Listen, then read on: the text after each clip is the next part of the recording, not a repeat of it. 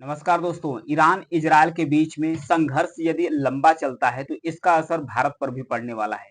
भारत पर क्यों पड़ने वाला है? क्योंकि भारत ने भी इस चीज को लेकर चिंता जता चुका है। क्योंकि मिडिल ईस्ट में जब से इजरायल पर ईरान के द्वारा मिसाइल और ड्रोन अटैक किया गया है, तब से मिडिल ईस्ट में अशांति आ गई है।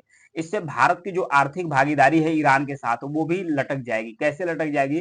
क्योंकि सबसे बड़ा मुद्दा है चाबहार बंदरगाह का। ईरान के अंदर जो चाबहार पोर्ट या बंदरगाह है, उसे भारत के द्वारा डेवलप किया जा रहा है। तो इस ये जो मुद्दा है, ये जो विकास डेवलपमेंट प्रोजेक्ट है, ये भारत का रुक जाने वाला है। अगर भारत का रुक जाएगा तो इसका असर भारत पर भी पड़ने वाला है। और किस तरीके से भारत पर इसका असर पड़ेगा, जो मिडिल ईस्ट में अशांति आएगी, इन सारे इश्यूज को समझते हैं डिटेल से। तो बने रहिए वीडियो के लास्ट तक। ईरान ने जब बैलिस्टिक मिसाइल और क्रूज मिसाइल और ड्रोन के साथ इजरायल पर एक बड़ा हमला बोला था, इस बीच ईरान और इजरायल का बीच जो तनाव है, ये अपने चरम पर पहुंच चुका है। युद्ध की आशंका ने भारत को भी डरा दिया है। इजरायल पर ईरान का जो मिसाइल और ड्रोन हमले हुए, इसके बाद जो मध्य पूर्व है, इसमें हालात काफी चिंतनीय बन गई है। युद्ध के हालात से भारत का जो आर्थिक हित है, ये भी दांव पर लग गया है। आर्थिक हित भारत का कैसे दांव पर लग गया है? क्योंकि जो क्रूड ऑयल है, मिडिल ईस्ट से जो क्रूड ऑयल आता है, कच्चा तेल आता है, उस पर भी इसका असर पड़ सकता है। और जो परियोजना है भारत का, खासकर जो चाबहार पोर्ट है, वो भी इसमें प्रभावित होगा। अभी तो संभावना है कि यदि ये युद्ध लंबा खिंचता है तो करीब $100 प्रति बैरल जो क्रूड ऑयल है, ये होने की संभावनाएं हैं। अभी ही इसका दाम बढ़कर 92.8 समथिंग डॉलर प्रति बैरल हो गया है तेल।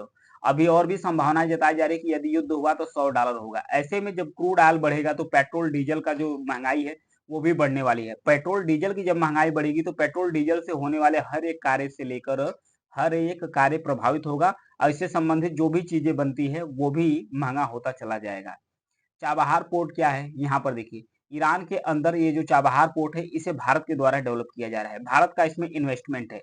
अगर ईरान युद्ध में फंस जाता है इजरायल के साथ, यदि ईरान युद्ध में फंस जाता है इजरायल के साथ, तब ये बंदरगाह भी रुक जाएगा। जब ये बंदरगाह रुक जाएगा तो भारत का जो व्यापारिक कार्य है, ये प्रभावित होगा। क्योंकि ये जो चाबहार पोर्ट है, ये जरान दिलाराम से काबुल तक, यानी अफगानिस्तान तक जाता है। अफगानिस्तान के माध्यम से यह पश्चिमी एशिया के साथ जो पूर्वी यूरोप है, वहां तक आसानी से पहुंचता है। यहाँ भारत का जो व्यापार है, अच्छा खासा बढ़ने की संभावनाएं थी। लेकिन जो युद्ध है, इस युद्ध के वजह से जो महंगाई है, वो भी अपने चरम पर होने वाली है। क्योंकि तेल है, तेल का भी भाग काफी अच्छा बढ़ने वाला है। इसके साथ साथ अगर तेल के दाम में भी इजाफा होता है, तो सरकार की जो सब्सिडी है, ये इसमें भी बढ़ोतरी हो सकती है। रेटिंग एजेंसी क्रिसिल के मुख्य अर्थशास्त्री रहे देवकीर्ति जोशी, इनके द्वारा कहा गया है कि पश्चिमी एशिया में अगर संघर्ष बढ़ने से जो तेल की कीमत बढ़ती है, इसका असर दोहरा घाटा ला सकता है। एक तो भारत सरकार का जो राजकोषीय घाटा है, वो भी प्रभावित होगा, चालू घाटा भी प्रभावित होगा। जो मुद्रा स्फीति है, यानी कि जो महंगाई है, ये भी काफी उच्च लेवल पर पड़ सकती है, काफी हाई रहने वाली है। इनपुट लागत भी प्रभावित होगा। एक प्रमुख नीति निर्माता है, उनका कहना है तेल और गैस कि अगर कीमत तो ऊंची हो जाती है, तो इससे जो समग्र इनपुट होता है, लागत होता है, उस पर असर पड़ने वाला है। इससे जो उर्वरक होती है, उर्वरक यानी कि जो फर्टिलाइजर होते हैं, इसकी भी कीमत बढ़ने वाली है। तेल की कीमतों पर जो तत्काल खतरा है, वो बढ़ सकता है जिस क्षण यह अस्थिर होता है।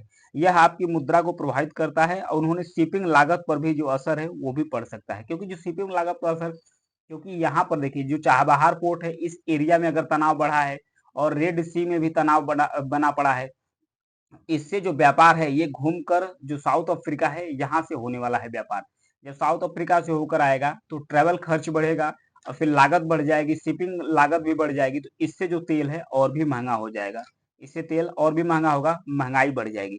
यदि डॉलर भी मजबूत होता है और रुपया कमजोर होता है, तो भी जो निर्यात है, ये बहुत ज्यादा निर्यात में फायदा होने वाला नहीं है। क्योंकि अगर मान लीजिए, अगर डॉलर मजबूत हो जाता है, रुपया कमजोर होती है, इससे अगर रुपया कमजोर होती है तो निर्यात तो बढ़ जाएगा, भारत का निर्यात तो बढ़ जाएगा। लेकिन यह डिपेंड करता है कि डिमांड है कि नहीं। अगर डिमांड नहीं होगी तो आपका रुपया कमजोर भी होकर निर्यात को बढ़ा नहीं सकता है, यानी कि जो आपका व्यापार है, उसे बढ़ा नहीं सकता है। क्योंकि अन्य मुद्राएं हैं, चाहे ईरान की हो चाहे यूरोप की अन्य मुद्रा है, उसकी भी डिमांड तो बढ़नी चाहिए। अगर वहां से अगर डिमांड नहीं है सामान की, तो आपका अगर डिवैल्यूएशन होता है, मुद्रा का ह्रास होता है, तो भी दिक्कत होने वाली है। तो अगर मुद्रा ह्रास होती है तो सबसे ज्यादा आपको दिक्कत होगी तेल खरीदने में। तेल जब आपको डॉलर में खरीदना है, तो आपको अधिक से अधिक अपना मुद्रा देना होता है। व्यापार करने में थोड़ा फ़ायदा हो सकती है, क्योंकि व्यापार जब आप करेंगे तो आपका मुद्रा कम है कि कीमत कम है, तो आप व्यापार अधिक से अधिक कर सकते हैं। तो इन सब सारी चीज़ों को लेकर समस्या बनी हुई है।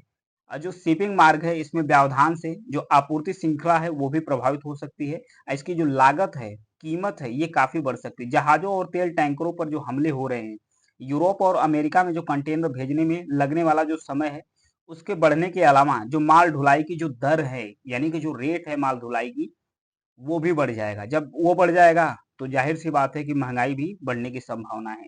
लेकिन इस क्षेत्र में अगर लंबे समय तक अशांति और तनाव फैलने की संभावना है, इसका बस वैश्विक जो अर्थव्यवस्था है, इस पर काफ़ी बुरा असर देखने को मिल सकता है।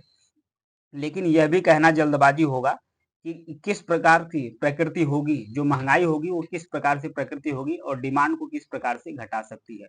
और एक और परियोजना प्रस्तावित है, भारत भी जुड़ा है और भी G20 के देश जुड़े हैं, जिसका नाम है India middle east Europe corridor. इसको 2 पार्ट 3 पार्ट में डेवलप किया जा रहा है। एक तो जो सी रूट है, यहाँ पर देखिए समुद्र से होकर जाता है, मुंबई बंदरगाह से जाता है, यूएई के जो जबेल अली पोर्ट है वहां पर डेवलप होगा। फिर सऊदी अरेबिया से रूट मार्ग से जाएगा, फिर यहाँ पर इजराइल का जो हाइफा बंदरगाह है वहां पर जाएगा। इजराइल तो अभी वार में घुसा हुआ है। जब इजराइल वार में घुसा है, जो मिडिल ईस्ट की कंट्री है वो भी इसमें इन्वॉल्व हो चुकी है, खास करके ईरान और ईरान के जितने प्रॉक्सी है ये सब इसमें इन्वॉल्व हो चुकी है। जब ये सभी इन्वॉल्व हो चुके हैं तो ये भी प्रोजेक्ट रुकने की संभावना है। ये जाता है भूमध्य सागर से होते हुए जो ग्रीस है, ग्रीस जाएगा, ग्रीस से जो यूरोप है, यूरोप में पहुंचता है। इससे भी भारत का जो भारत के लिए एक नया व्यापारिक मार्ग बन जाता है। भारत का जो ट्रेड है और जितने देश इससे जुड़े हैं उनका भी ट्रेड अच्छा खासा बढ़ने वाला है। तब से युद्ध शुरू हो गया, युद्ध शुरू हो गया तो ये जो परियोजना है, ये जो प्रस्तावित परियोजना है ये भी रुक गई है। तो इससे हर प्रकार से समस्या है, इसलिए भारत भी चिंता जता चुका है। भारत भी कहा है कि इस क्षेत्र में जितना जल्दी शांति होगी, उतने ही हर देश को फायदा इसका मिल सकता है। तो इस प्रकार से भारत के लिए भी खतरा है। इजरायल ईरान अगर युद्ध बढ़ता है तो भारत के लिए भी खतरा है, और भी देश जो मिडिल ईस्ट से जुड़े हैं उस पर भी खतरा होगा। क्रूड ऑयल का भी दाम बढ़ जाएगा, यानी कच्चे तेल का भी दाम बढ़ेगा। जब कच्चे तेल का दाम बढ़ेगा तो जाहिर सी बात है जो महंगाई है वो और भी बढ़ जाएगी। वैसे भी कोविड काल से जो इकोनॉमी है अन्य देशों, पूरी वैश्विक इकोनॉमी, वो वैसे भी चरमरा गई है।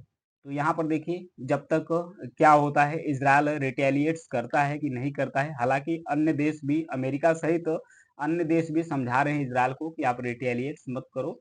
अब वहीं पर अगर रिटेलिएट्स नहीं करता है तो फिर ईरान रुका रहेगा, नहीं तो ईरान भी तो बदला लेने की कोशिश करेगा। अगर वो ईरान इज़राइल युद्ध में फँस जाते हैं तो ये सबसे बड़ी ज़ाहिर-सी बात है कि जो वर्ल्ड वार 3 है, ये भी शुरू होने वाला है।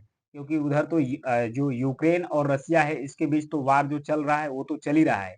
यहाँ भी तनाव लंबे समय तक बढ़ने की संभावनाएं हैं। ये था इस चीज के बारे में अपडेट। Thank you.